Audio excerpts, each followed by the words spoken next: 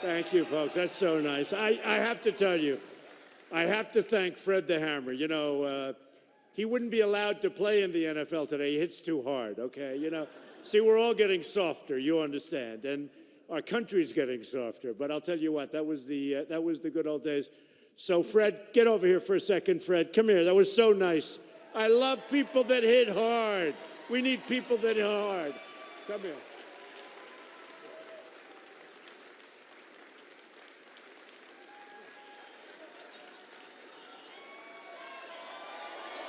He was a hitter. He was a hitter.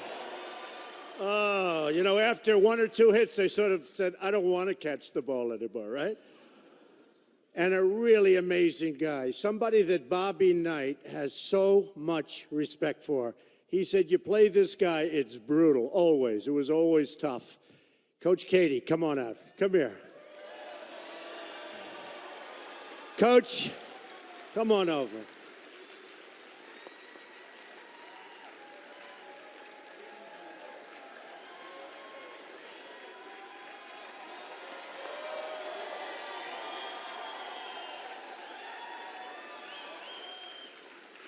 What a great man and a great family. I just met his wife, and she's incredible. We've had so much support. So I just got a call. Lou Holtz just endorsed us. So Lou is another one. What incredible people. Such spirit. And, you know, I love that you people, but sit down. We'll stay with each other for a long time. Sit down. You know, it's so nice. So often I'll say, sit down. They just refuse. You're going to sit down. This is a beautiful place, by the way. This is nice. It's nice. And we've had this response all over, no matter where we go in the country. We go to Dallas. We go to Alabama. We had 35,000 in Alabama. The other night we had 31,000 in Los Angeles, near the Los Angeles area. We were all over. And I'll tell you, and they were burning the American flag, okay? You tell me, okay?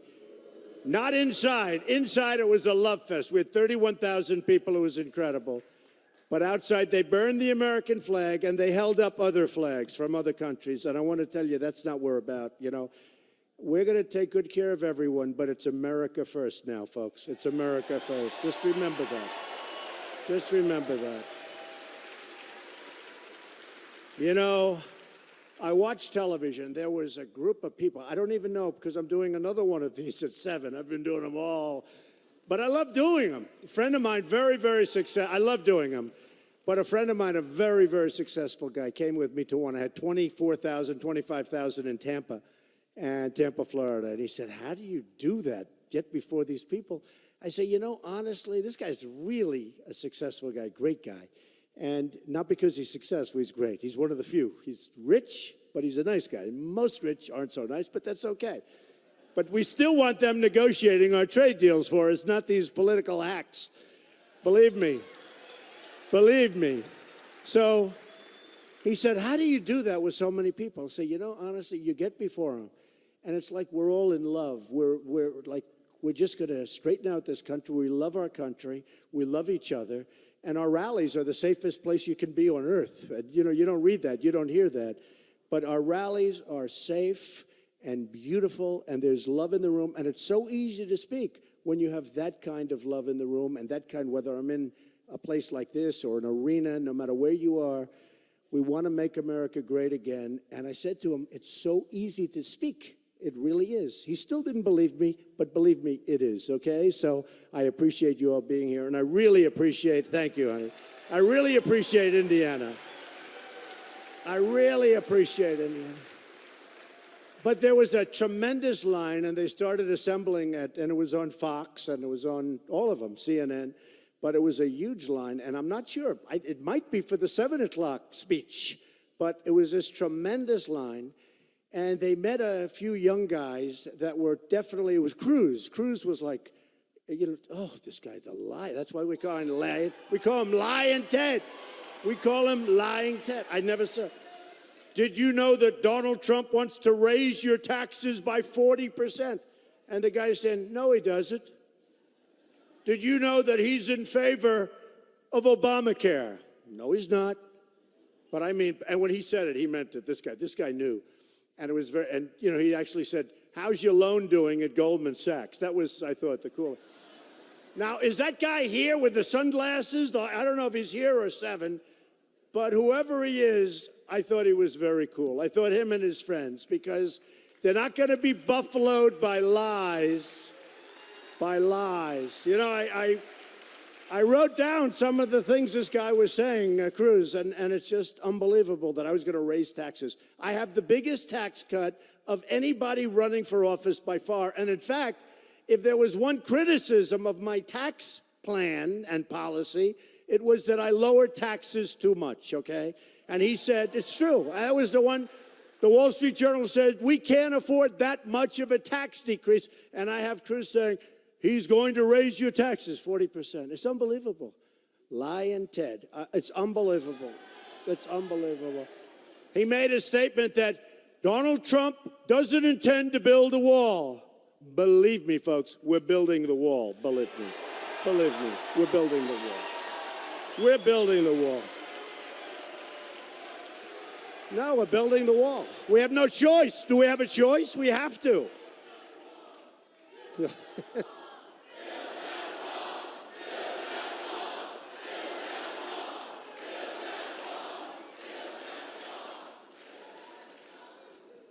The loyalty to all of us. You know, I'm sort of I consider myself a messenger. I'm a good messenger.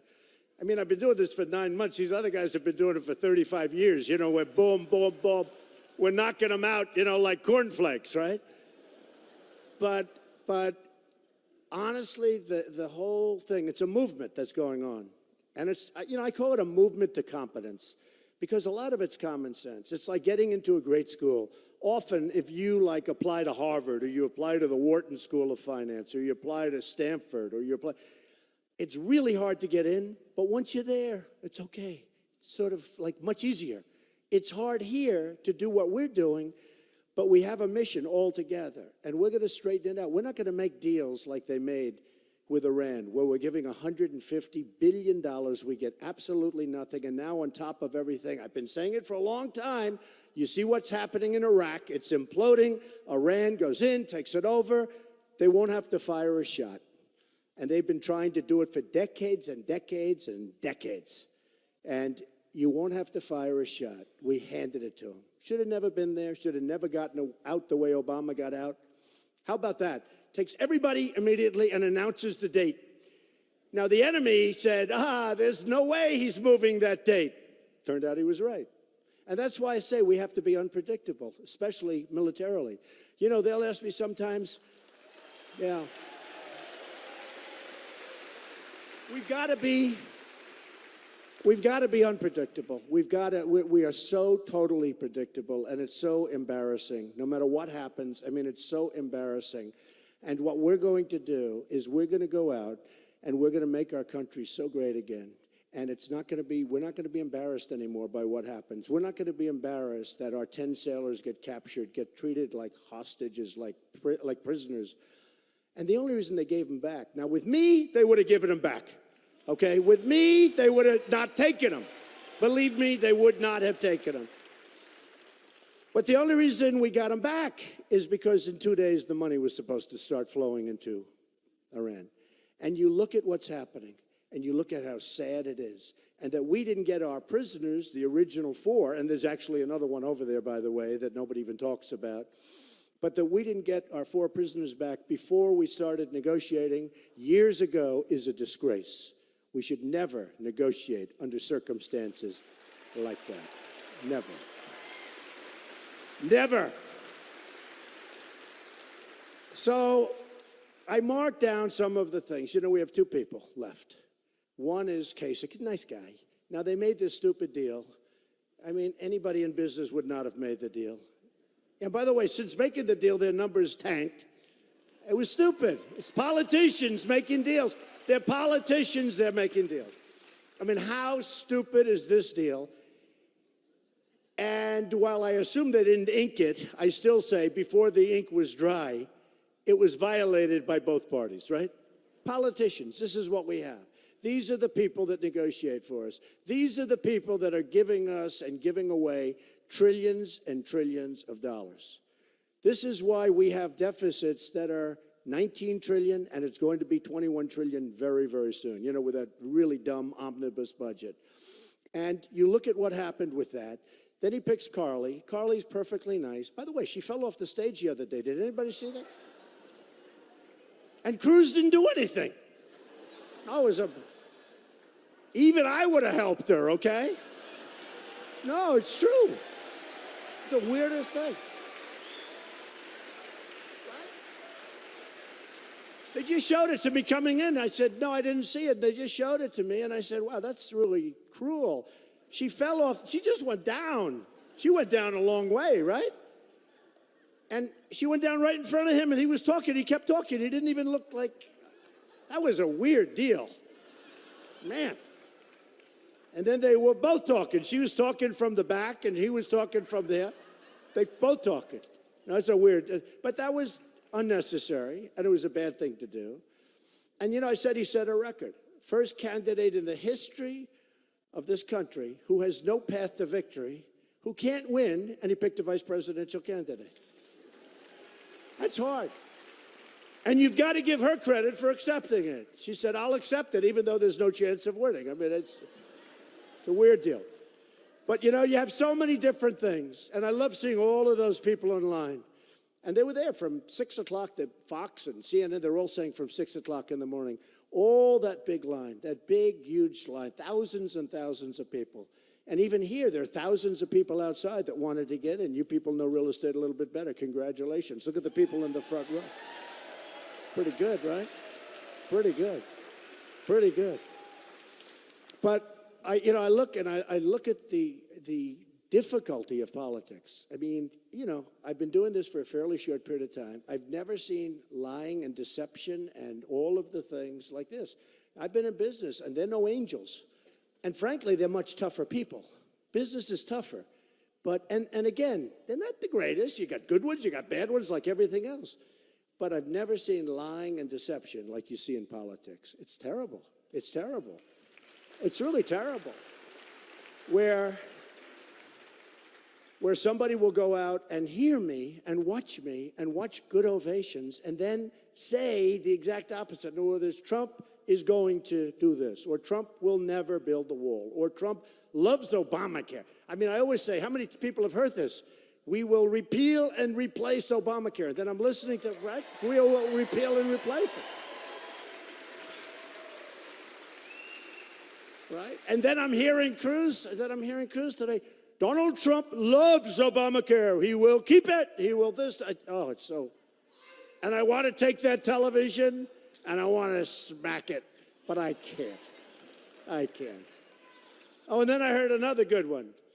I picked Carly Fiorina as our vice president.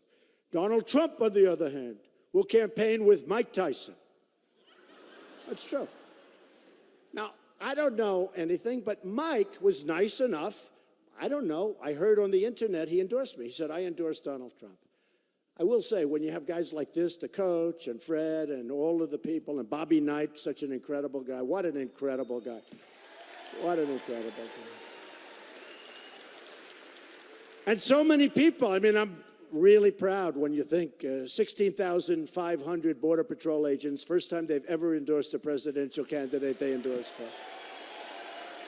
And Sheriff Joe, and I mean, it's amazing. It's amazing. So many of the pastors and the ministers have endorsed us. It's been just an incredible experience. For me, it's been an incredible experience. And great people. I mean, just great people. And I just want to say that, you know, having done this now and having been for a long time and having so many friends in Indiana, and Bobby sort of said it better than anybody could say it. He said, Trump's going to be a great president. See, I can't say that about myself. Well, they'll say it because that's what we want to hear. I mean, I'm going to bring it back, and we're going to bring it back. But he said, Trump's going to be a great president. And honestly, if we win Indiana, it's over. It's over. They're finished. They're gone. They're gone. And if we don't, they'll win it next week or the week after or the week after. It's fine, you know, because they have no path, whereas I have a very easy path. I mean, we'll win it in the first ballot. And when I look at these guys going around and talking to delegates and buying them hot dogs and hamburgers and hotel rooms and this and that, and they're all playing, just so you understand, they're all playing for the second, third, fourth ballots. We're never going to get there. We are way over and way ahead of projection, and we'll do it on the first ballot. But if we win Indiana, it's over. So, and Bobby said, this way Indiana can take the credit when Trump does a good job, and I want to remember that. Okay, I want to. So I want to thank all of the folks, and I want to thank Bobby Knight, because, man, I'll tell you, he was something. We trekked around all over the place, and he was amazing. And you had to see the love in the room. Coach Katie, same thing. He said Bobby was such a great guy, and Bobby has such respect for the coach. But when Bobby came around, and we went around from place to place, and people would stand up for 5 minutes, and they just loved this guy. They want to win. They want to win. He won 900 games. Think of it. 3 championships. It's tough to win those championships. He won 3. 900 games he won. And, and he won the Olympics, and he won the Pan Am Games, right? And he had the last undefeated season in college basketball. I mean, and he almost had 2. And he said, Donald, if you mentioned the one before, because, the season before I lost 1 game. Say that I screwed up, meaning he screwed up. I say, Coach, I don't want to say that. How could I say, what were you, like 32-1, and I'm going to say you screwed up? He said, no, I put in the wrong player. Just tell them, they'll understand. I said, I refuse to say it. So I said, he wants me to say that he screwed up, okay. Wouldn't it be nice to have a coach that screwed up and you're like 32-1 or something like that? Everybody wants that kind of a coach. So anyway, Bobby's been great. I want to just thank him. I just want to thank everybody. It's been an incredible experience for me, and I've learned a lot. I've learned a lot. And, one of the things I like to do before I go to an area, and by the way, even your governor treated me very nicely, I have to tell you. He was under pressure. He was under a lot of pressure from his, supporters and from people that put up money for politicians, in all fairness, and, the donors and the special interests, and you're under pressure. He said nicer things about me than he said about Cruz. Well, it's true, right? If you think about it. And I like him. I like Mike Pence. But, he said nicer things about me than Cruz. And all of the pundits said, you know what? I think that was maybe the weakest endorsement in the history of endorsements. It's true. In fact, at the end, one group had to rerun the tape just to find out who he was endorsing. So it's sort of fun. But they're under a lot of pressure. I'm self-funding my campaign, so I don't have any pressure, okay? I don't have pressure. I'm going to do what's right for you. Like Cruz tells you about Wall Street and the big bad bankers and this and that and all the stuff. Now, he didn't put down on his personal financial disclosure form that he borrowed $1 million from Citibank and Goldman Sachs. He didn't say that. He left it off, which you're not allowed to do. That's a big violation. I don't know what's the recourse, but it's a big violation. But, in fact, one of the guys mentioned this morning that, was sort of debating him out front. What about Goldman Sachs? Guy knew what he was talking about. He left out the $1 million, didn't put it down on his personal financial disclosure form, and then he'll come and tell you about how he's going to protect you from the banks. Let me tell you, Goldman Sachs and Citibank have him totally under control, folks, believe me, okay? He may talk, but believe me, they have him 100% under control. Me, I'm not taking money, so it's very easy, okay?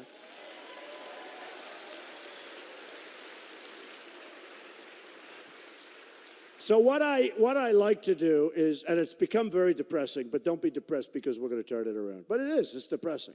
I ask my statisticians. I have people, they do nothing but stats, which can't be a very exciting job, right? I wouldn't want, they love it. They love it. Me, I wouldn't want that job, but they're good at it. And they get it right from the books. And they said this area, which is a great area, great people, has lost 1 in 4 manufacturing jobs since 2001, the year Congress voted to put China into the World Trade Organization. Mistake. The vote gave China permanent most favored nation trading status. That gives them an advantage. Why? What are we doing? Why? And I do a lot of business with China, and I love China. China's fine. I made a lot of money with China. They have the biggest bank in the world as my tenant in Manhattan at one of my buildings. Good tenant. Pays the rent on time. This is a serious, the bank has 400 million customers. That's a big bank. That means that Citibank, I said to the head of the bank, how big are you compared to, let's say, Citibank? And they said, that is like a small subsidiary. You know, it's true. It's like a little bank by comparison. But it's my tenant. I have two big buildings, Bank of America building in San Francisco and 1290 Avenue of the Americas, one of the biggest buildings in New York, biggest floor plates. And I got that through China. Not friendly, unfriendly. It was a war. And it's turned out to be a great deal with a wonderful partner.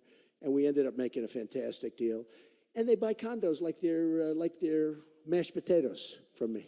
You understand? It's like pancakes. I'll take one for 10 billion. I'll take one for 9. Nothing against China. And I'm not angry at China. And I'm not angry at Mexico. And I'm not angry at India or Vietnam, which is hot as a pistol right now, taking a lot of stuff away from us.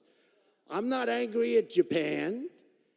They send cars over by the millions. We give them practically nothing. You talk about a trade imbalance. They're up here, we're down like below that stage. It's trade imbalance. I'm not angry at any of them. I'm angry at our leaders for being grossly incompetent and not knowing, right? And not knowing what they're doing because there's no reason for it. So a few more things. Indiana's lost 5,000 jobs over the last period of time, manufacturing jobs. In the last 3 months, you lost 5,000 jobs. That's not good, okay? Last 3 months, you lost 5,000 jobs. Somebody else would say, oh, you're doing well. Great. According to the Federal Reserve, real median household income in the state of Indiana has declined $10,000 since 1999. That means you're working harder and you're making less. Some of you have 2 jobs. I understand it. You know, nobody else understood it. They're all trying to say, what's going on with Trump? I understand it. I grew up, you know, my father was a builder in Brooklyn and Queens, and I would work on jobs. And I got to know, people say, why do you relate so well to like carpenters and electricians? I mean, I grew up with them. I know them better. Frankly, I don't like the rich people so much, if you want to know the truth. Those are the ones I don't like as much. Not nearly as much. But look at this. This area lost about 15% of its construction jobs since the recession. The city of Indianapolis has lost 1/3 of its manufacturing jobs since 1990. Carrier air conditioning. Now, I've been dealing on Carrier since it announced. And I guess a lot of you have heard, because unfortunately, look at all the cameras back there. They always put my speeches on live television, which is a big disadvantage because I have to come up with a new speech every 4 hours, right? You can't say, it's true.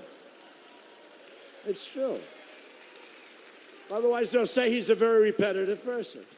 Well, they only do it because of the ratings, but I have to change it up. You know, these other guys, they walk around, they read the exact same speech at every single stop, right? Every single stop, they read a speech, and it's always within 30 seconds of length, and then they walk out. People fall asleep. Everyone's sleeping. Everyone goes home. Nobody votes for them. They're out of the race, you know. Me, I don't have any teleprompters. I'm up here all by myself. Okay? I'm up here all by myself. Even for victory speeches, I saw the other night, Hillary Clinton, she's got a teleprompter. And we will travel north and south and east and west.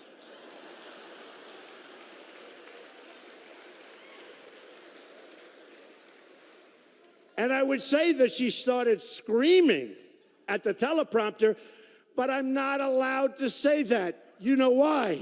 Now, if she was a man, I could say it, but as a woman, ladies, I'm sorry, I'm not allowed to say it. She was screaming at the teleprompter, but I will not say it, okay? Many women told me it's terrible what she's doing. And a poll just came out 1 hour ago, the Rasmussen poll, where Trump is leading Hillary Clinton, okay? Leading. Trump is leading.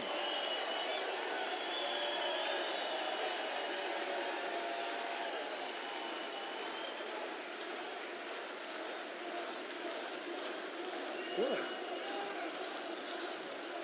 Oh, we're going to win. We're going to win. No, I watched this Cruz guy. I am the only one who can win this race. You know, it sounds like Shakespeare, right? This is like, everything is always Shakespeare. Even if he's making a simple statement, I am the only one, right? I always kid, but unfortunately, I'm telling the truth. He walks up with the Bible held high, right? Held high, the Bible, boom. Then he comes over and he starts lying like nobody I've ever seen. But and by the way, it also, another poll, Wall Street Journal came out just now, Trump in Indiana, which is what we care about, although we do love that national poll, I have to say. In other words, winning Indiana without the rest of it, none of us are too happy. But in Indiana, Trump is over Hillary 48-41. Whoa. Whoa.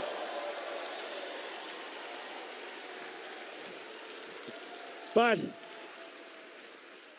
you know, Kasich, who has not had one negative ad, and he's a nice guy. I don't like his eating habits, to be totally honest. In fact, I was eating at a good restaurant today in Indianapolis, a nice, really nice place. And the owner was great. And they were serving me food. And I said, turn off all the cameras. You know the camera.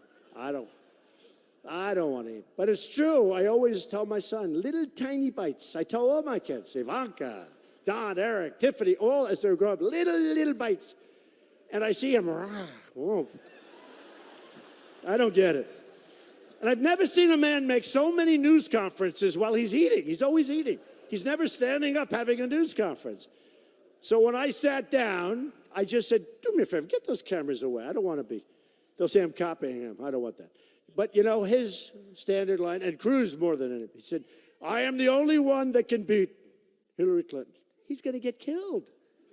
Killed. So he hasn't had a negative ad, and Kasich hasn't had one negative ad because nobody cares. You know, there's no... Listen to this. So I was saying 55,000 as of a week ago. Well, it's changed. I've had 60,000, hard to believe. Although, if you were me, you'd believe it because every time I see one, and it's all the time. I was in Florida, and I'm telling you, I won Florida in a landslide. But I told my people there's no way I can win. I told my people the day before the election, there is no way I can win because I was there. I owned Doral. And we had this major golf tournament, you know, World Championship, the Cadillac World Championship. Adam Scott won. And I'm there, and I'm telling you, I said to my people, it's going to be embarrassing. I mean, there's no way I can win. Every single ad in Florida for weeks was a negative ad on me. And they were false ads. Well, 90%, 95%, maybe even 95%. But they were false ads, so much lies and deception, false. But they were one after another. They'd have 4 or 5 ads in a row. And my people said, Mr. Trump, congratulations, you're going to win in a landslide. I said, how can I win? I got all these negative ads. I said, I'm telling you, I'm not going to win.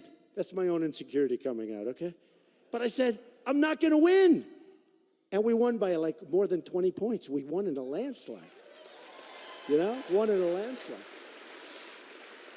And then last night, I'm here and I'm watching television. I see all these phony ads, one after another after another. You know, stop Trump or never Trump or whatever the hell they call it. And they formed the alliance in order to never Trump because, you know why? Because the people putting up the money own companies and they do business with China and they do business with Mexico and they want to keep it the way it is, folks, but we're getting killed in these deals, okay?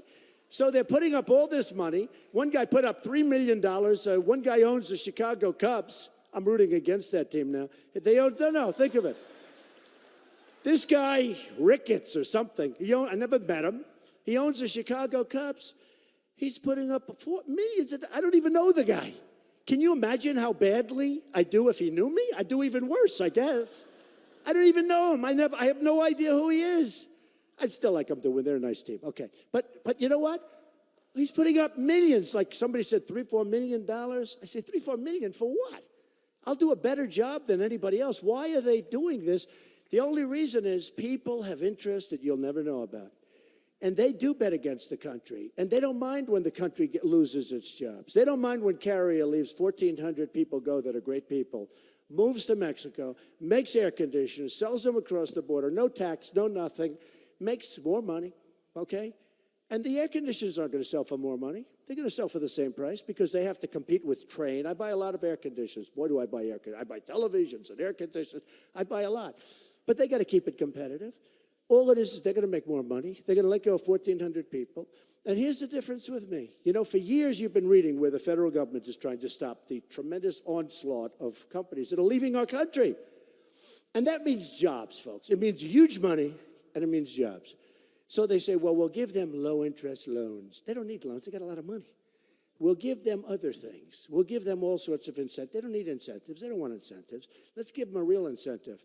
Every single time they make an air conditioning unit in Mexico and send it across our now very strong border, they'll pay a 35% tax. That's all. That's all. That's all. And you know what? They'll still make money.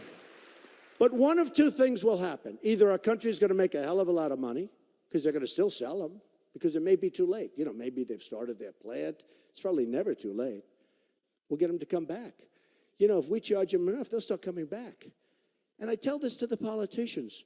Well, we like free market. Free market's great. I'm a free market guy. But not when you're getting killed. We're getting killed. I mean, look at your numbers. And you're doing better than a lot of states. Not a lot better. It actually surprised me when I look at some of these numbers about Indianapolis. It's lost practically half of their jobs, their manufacturing jobs. Steel. Look at steel. It's being wiped out. Your coal industry is wiped out, and yet China is taking our coal. So China, and I'm going to open up clean coal, okay? We're going to open up our coal industry again. We have miners that are incredible people.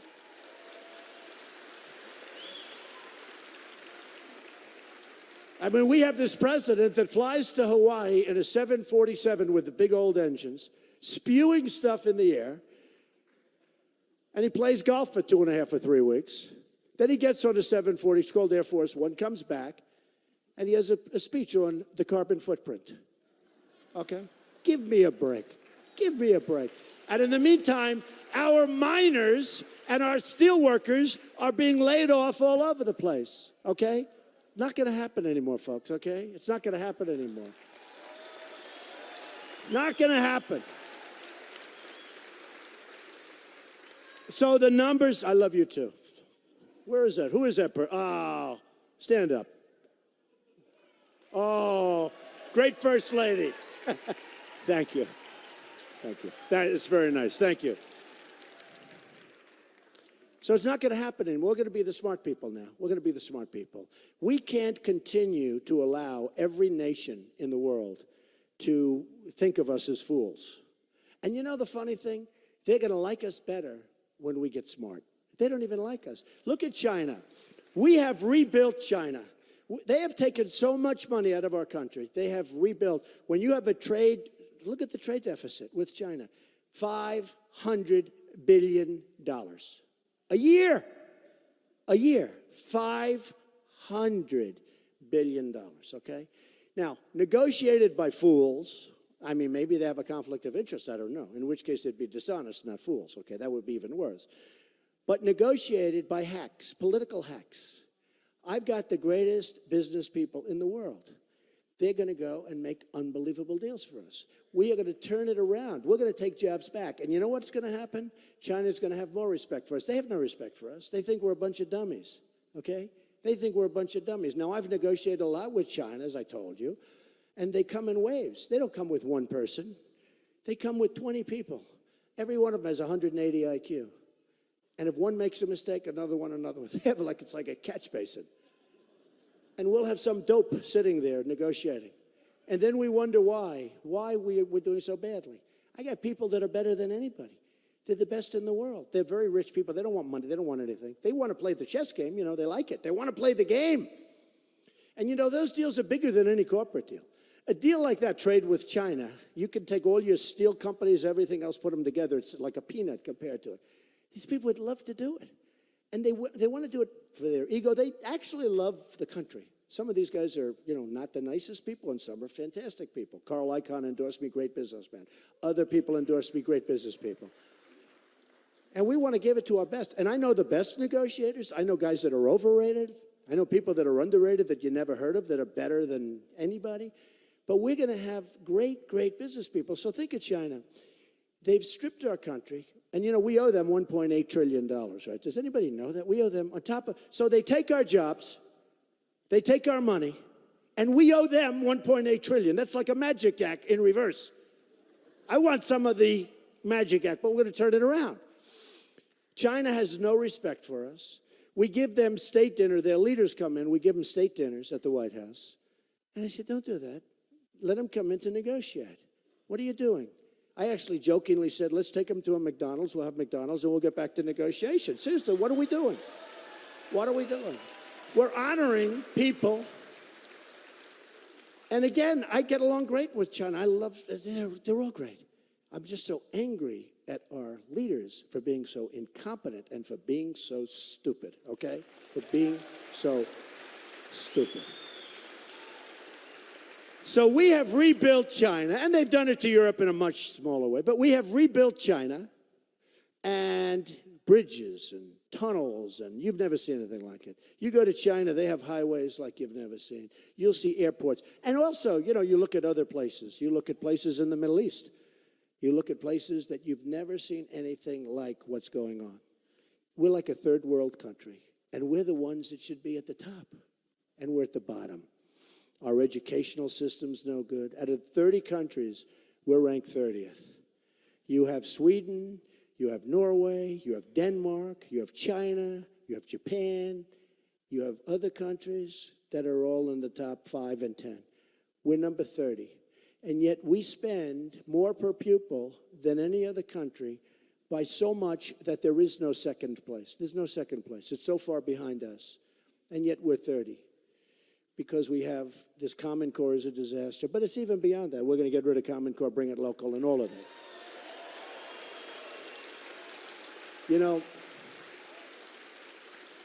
I always say that I spent less money on the campaign than any other candidate, any other certainly major candidate. But I spent far less money.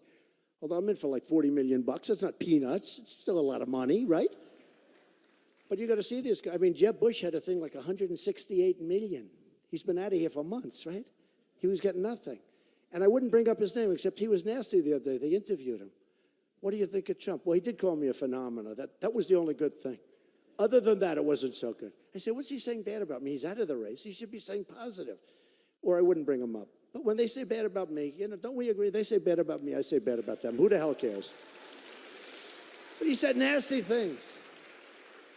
He said, he is not a true conservative. Who cares? We want to straighten out our country. A true conservative. What's a true conservative? He is not a true conservative. He always said that. He is not a true conservative. And I say, folks, first of all, I am a conservative. But they wouldn't say I'm conservative on trade, because a conservative is supposed to want free trade. It doesn't matter how badly you get ripped off. It doesn't matter that this country is losing all of its jobs, all of its money. We're third world status. It doesn't make any difference. National Review. We will stay true to the core, and we will let other countries continue to rip us off, because we want to remain a true conservative, and we want free trade.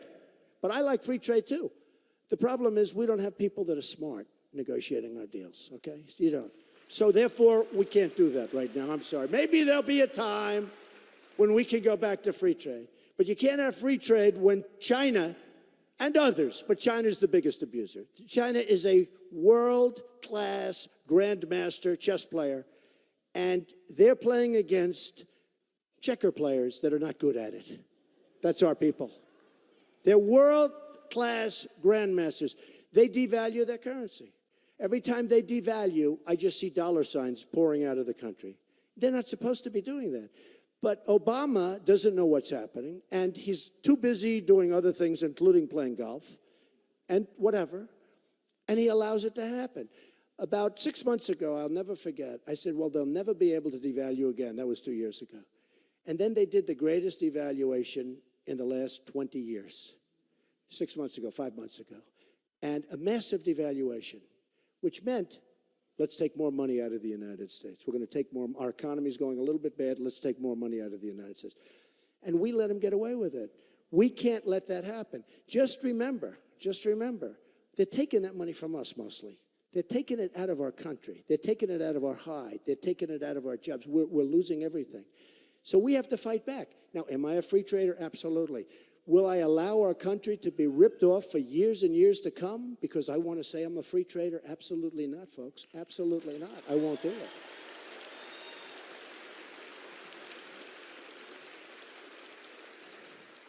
And once they hear,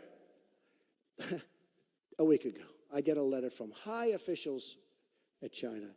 And it was called in the Wall Street Journal. Somebody called me. They wanted a response to the letter. And it was a letter of protest that we do not like the rhetoric of Donald Trump. I was so happy because they've never complained before. They've never complained before. And they wanted a response. And my response was, yes, here's my response. Tell whoever wrote the letter, the Minister of Finance, one of the top people in China, wrote a letter, sort of a letter of protest, was angry that our partnership with the United States, partnership, I don't want that partnership. I want a partnership that works, not a partnership where we're getting ripped for $505 billion, to be exact, dollars, right? Our partnership with the United States is in jeopardy. Well, maybe we're better off not having that partnership. That's another way you could look at it, okay? So, and these eggheads that you watch on television, and believe me, I'm much smarter than they are, okay, just so you understand. You know, they call them the elite. The elite. I have a nicer apartment than they do. I have a nicer plane than they do. They're elite. Why are they elite? We're elite, folks. We're elite. We're all elite, okay? They're not elite. They always talk about the elite. The elite. Half of them, I won't go into it, but very dishonest people. And some are true believers. And really, some are true believers. And they're wrong. They're wrong. We can't afford it anymore. And I tell the story. Last couple of times I told this story about a friend of mine. He's unbelievable. He's dying. He was supposed to have died a year ago. He's just a physically and mentally very strong person. And he's a really good guy. Tough guy, though. Really tough. And he was supposed to have died a year ago. And he keeps hanging on. And I call, and every day, the doctor told me a year ago, good doctor, said Mr. Trump, he won't be around for another month, if he's lucky. That's too bad. And he's still living. That was a year ago. And I sort of equate it to our country. And I call him, and I say, how you doing?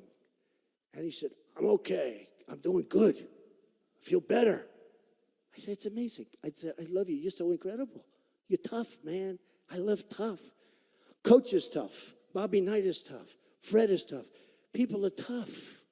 And they're good. I mean, we need toughness. We need a certain toughness, right?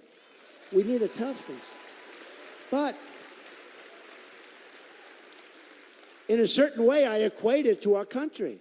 Because our country is like, we've been abused for years and years and years.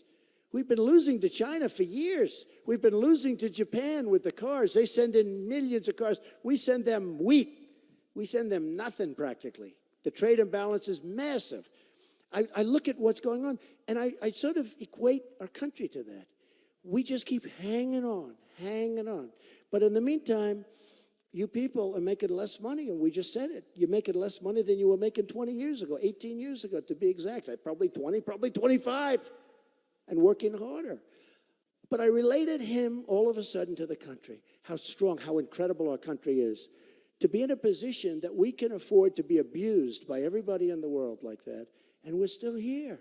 It's incredible. How great will we be when we get it straightened out? And they're gonna be fine. They're going to be fine with it. So China is our number one abuser, and I don't blame them because they can get away with it, but China is our number one abuser. But what are they doing? They're building a massive military fortress in the middle of the South China Sea, right? They're not supposed to be doing that. They're not supposed to be doing that. Why are they doing that? They have no respect for our president. They have no respect for our country. They're not supposed to be doing that. Now, should we retaliate? The way we retaliate is economically. I don't think we want to start, doing anything for that. And then you also say, well, it affects Japan. It affects other countries. And we defend Japan. And I like Japan. I like the people of Japan. I have a lot of friends in Japan. But we defend Japan. We defend South Korea. We defend Germany. A lot of people didn't know this. I don't. Do you know we defend Germany? Do you know that we're defending Germany? We are defending Germany. We're defending Japan. Japan went in and beat the hell out of China many years ago, right? Japan went in and did a big number on Korea. I mean, we are defending Japan, and that's okay. Because why should we let them start building up? But you know what we're losing on these deals? We are defending the world. We're defending Germany, Japan, South Korea. South Korea is a monster economically. You want a television? It's South Korea. You want air conditioning? You want anything? You got to order. The biggest ships are made in South Korea. We defend them. We have 28,000 soldiers on the border, right? 28,000. between North and South. The maniac. I call him the maniac. And we got to do something about that. And by the way, China can do it with a phone call, okay? They can do it with a phone call. All we have to do is say, got to do it. Got to do it, folks. You better do it. This guy's playing with nuclear. It's our biggest problem. You know, Obama thinks our biggest problem is global warming. Can you believe this? No, it's true. I heard it, and I said, no, that's a joke. Who told that joke? That sounds very... Was that Jimmy Fallon? Was that Jimmy Kimmel?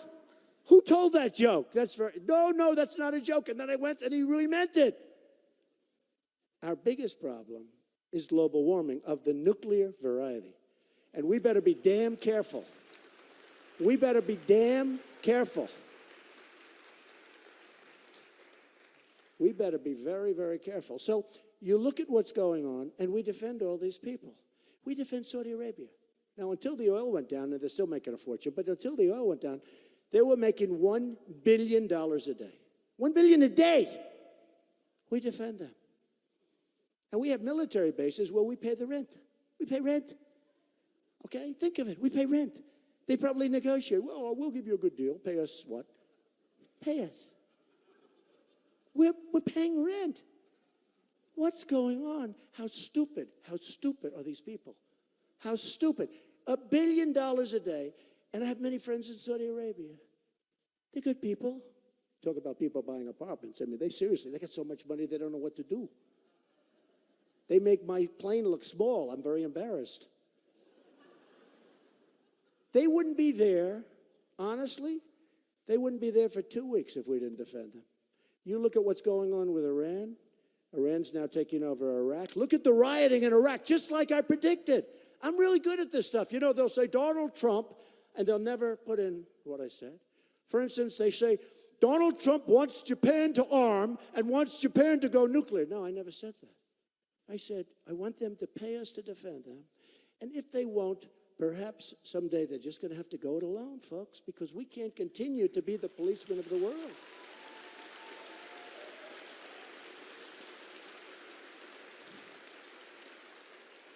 The dishonest press, of which many of those cameras are rolling right now, they're the most dishonest human beings.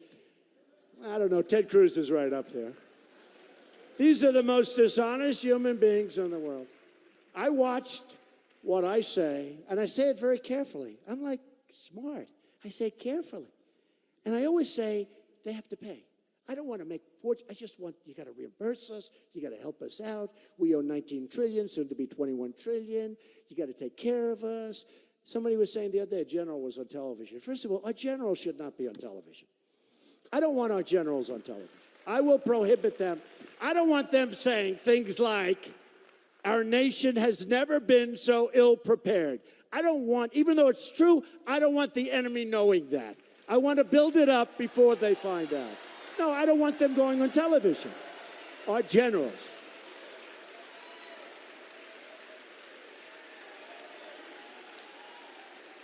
Our generals.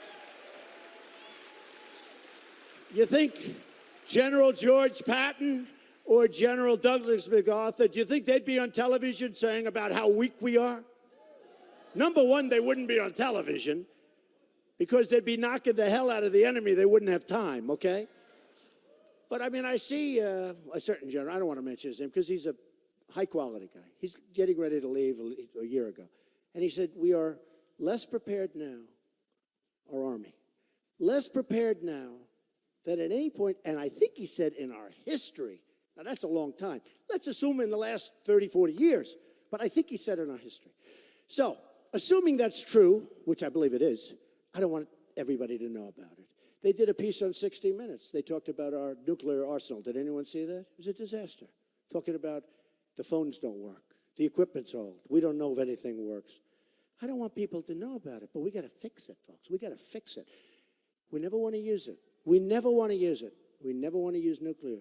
But you know what? There are 9 countries right now that have it. There are other people trying to get it. We at least have to be prepared. I never want to. I'm the one that didn't want to go into Iraq. You know, a lot of people say Trump is definitely the toughest guy of all the candidates. Great. Big deal. I hope I'm the smartest, because smarter. But the combination is good. But he's tough. He may have a quick finger. I'll have the slowest finger you can imagine. I'll be the slowest. Again, that's why I tell. No Iraq. We did it. Take the oil. We didn't do it. When we're leaving, I said, take the oil. You know, if we took the oil, ISIS wouldn't have been able to fuel themselves. Do you know, Libya, which is totally Hillary Clinton, that was her brilliant thing. I mean, this woman is a disaster, okay? She's a disaster. You know, no, she's a disaster. You know what Bernie Sanders said? She's essentially not equipped to be president. I mean, you know, they stopped him very, very quickly. They stopped him. Don't say these things. You're going to give Trump ideas. Believe me, I got him already. I got him. He said she's not qualified to be president. He said that. I said, tell me he didn't say that? That's too good to be true. He said, I mean, look at this. And I wrote, because I want the exact. He said, not qualified to be president. Now, that's a big stretch. But he said, she suffers from bad judgment. It's true. It's true. Emails, bad judgment. Iraq, voted yes, bad judgment. Libya, bad judgment. All bad judgment. So now what's happened, Libya has great oil. Gaddafi, well, she wanted to get rid of Gaddafi. She wanted to get rid of Gaddafi. And they wanted to get rid of Saddam Hussein. You know what they had in common? One thing they had in common. They killed terrorists, right? But look at Libya. Look at Libya. Oil that's so pure. And ISIS has it now. ISIS has it. We don't do anything about it. And the oil that ISIS has outside of Libya, they're making a lot of money. We didn't take the oil. We should have taken the oil. But they let Gaddafi, I mean, why? Would we have been better off if our people didn't do anything? They killed terrorists. So we've got to get smart. We've got to get smart, and we've got to get smart fast. And we have to start investing money. And we have to get ISIS, and we have to get ISIS out. And we have to build our military. We have to build our military, which is totally depleted. And we have to take care of our vets who have been treated worse than illegal immigrants. We have to take care of our vets. Have to take care of our vets, our greatest people.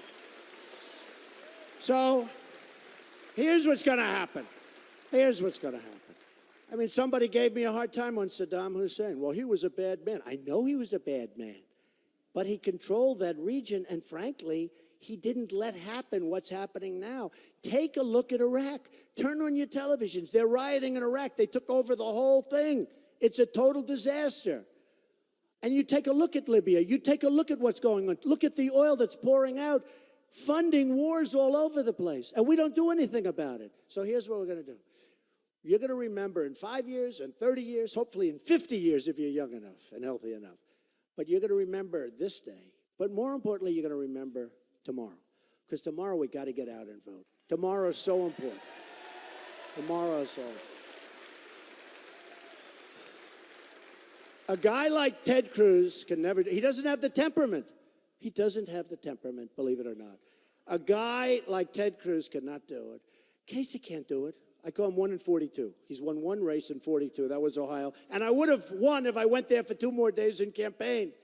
But they gave me a dirty poll in Florida, and I said, I'll better stay in Florida. So I won Florida easily, and I should have gone to, frankly. You know that story. But I should have gone back to Ohio. I would have won. Then I could have said he's 0 for 42, or whatever the number is. It keeps increasing every week. But I will promise you one thing. We will be the smart country from now on, not the dummies, okay? Not the dummies. Because this is a movement that's going on. We have a movement going on, the likes of which this country has never seen, they say. Time magazine, many covers of what's going on with the movement. I'm the messenger. This is the movement. And it's a movement like they've never seen. Bill O'Reilly said the other night that in his lifetime, this is the greatest phenomena, political phenomena that he's ever seen, what's happened with Trump and us. That's a big statement. Smart guy, tough guy. And many people have said the same thing. But I say we have to win. And I don't just mean nomination. We'll beat Hillary. That's why I was so happy with that poll. Because these guys won't beat Hillary. They won't beat her. As soon as Kasich gets the first negative ad, I told you, 60,000. It's up to now 60,000. As soon as Kasich gets the first negative ad, boom. As soon as Cruz gets some negative ads, boom. I withstood 60,000 negative ads. I mean, one thing, you know me, folks. Man, do you know me. But 60,000, $100 million of negative ads, and I'm beating Hillary in the last polls, and the other ones were tied. And I haven't started, folks, and I haven't started yet. Don't forget, senators, governors, top people, smart people, 17, boom, boom, Walker gone, this one gone, Bush gone, low energy, Bush gone, all gone, all gone. Smart people, Dr. Ben Carson, who endorsed me, smart guy, great guy, he endorsed me, great guy. Chris Christie, great guy, he endorsed me. But all smart people. And now I'm going to start focusing on Hillary. That's going to be so easy. It's going to be so great. It's going to be so great. Bad judgment. Crooked Hillary. Remember? Crooked Hillary, bad judgment. I didn't say it. I didn't say it. A lot of people said it. A lot of people brought it to my attention. Ben brought it to my attention. Others did. But it was said by Bernie. So I can't take any. Can I take heat if Bernie said it? So here's the story. Bernie said, bad judgment. And it's true. Look at the email scandal. That's bad judgment. You'd almost say, what is the purpose of doing it? It's just her. It's bad, bad judgment. It's also criminal, by the way, and a lot of bad things should happen.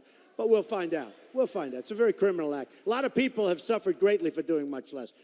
So here's the story. Hopefully tomorrow, everybody here, and you'll bring 10 people with you, everybody. We'll go and vote 20. I like that. I like that. And by the way, you think they have the bad seats. Actually, they have the best. You people have better locations and can see better, but they're going to be famous tomorrow because they're behind. You understand. They'll be so famous, they'll be out to Hollywood. But hopefully, you'll be out to vote. And you're going to look back, and you're going to say, in many years from now, it was the greatest vote that you've ever cast, because our country will start winning again. We're going to win with our military. We're going to knock out ISIS. Have to do it. Have to do it. Boom, they're cutting. Have to do it. We're going to win with our vets. We're going to take care of them. We're going to take proper care of our vets. These are our great people. We're going to win with education, Common Core out, bring it local. We're going to win, win, win. We're going to get rid of Obamacare. We're going to replace it with something absolutely great and for much less money. We're going to win at the border. We're going to build the wall. The wall will be built. Mexico will pay for the wall 100%. 100%. Mexico will pay for the wall. Now they're accepting it already. Now they're just saying about paying. The other day they said, well, maybe the wall gets built. Well, a year ago, they're saying, we'll never allow it. Well, now they're saying, we'll allow it, but we'll never pay. I said, they'll pay. You watch. By the way, remember this. $58 billion trade deficit with Mexico, right? The wall's going to cost $10 billion. Anybody that's in business, or you don't have to be in business, when you hear those numbers, it's real easy, folks, okay? Real easy. Mexico will pay for the wall, okay? Just remember that. And